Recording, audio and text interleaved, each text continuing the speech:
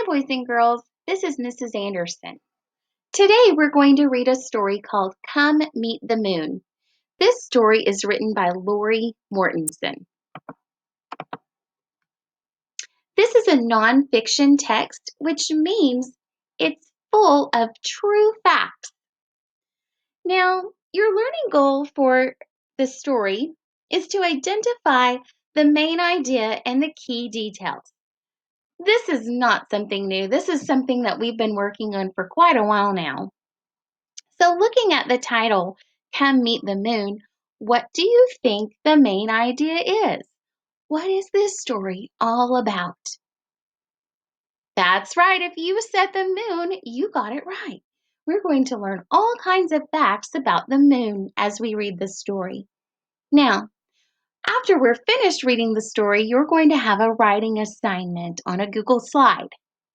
Now, in this writing assignment, you're going to write a topic sentence, 4 details, and a closing sentence.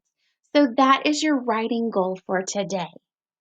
Now remember, when you're writing your topic sentence and your 4 detail sentences and your closing sentence, we need to be writing in complete sentences. So don't forget that, okay? Let's get started reading Come Meet the Moon. Come meet the moon. Now you're going to see this sentence all throughout the story. And I want you to read along. Are you watching? Do you see that? That sentence will be all throughout the story. And each time we come to that, I want you to join me in reading. Let's start. Come meet the moon. It is Earth's nearest neighbor, but it is thousands of miles away. Now, when we look at this picture, it looks like Earth, that's where you and I live, and the moon are really close. But we just learned that they're actually thousands of miles apart. The moon is our nearest neighbor, but it is different from Earth. On the moon, there is no air. Take a deep breath here on Earth. Because there is no air, there is no sound on the moon. Think back to some of our science lessons that we had. Remember, we learned that sound happens partly because there is air. Make merry music here on Earth. On the moon, there is no rain. After it rains here on Earth, make a big mess in the mud. These children did, didn't they? Have you ever played in the mud? Come meet the moon. It is only dust, rocks, and craters. Look, this is what the surface of the moon looks like. It's just dust and rocks and those craters, those holes. There are no flowers or trees or grass like we have here on Earth. There's no water, no lakes. It moves in circles around Earth. One trip around Earth takes the moon 1 month. So it goes all around Earth. The sun's light hits the moon, and we can see it here on Earth. The moon is like a mirror in the sky. Sometimes the moon is full and bright. Sometimes all you can see is a sliver of light.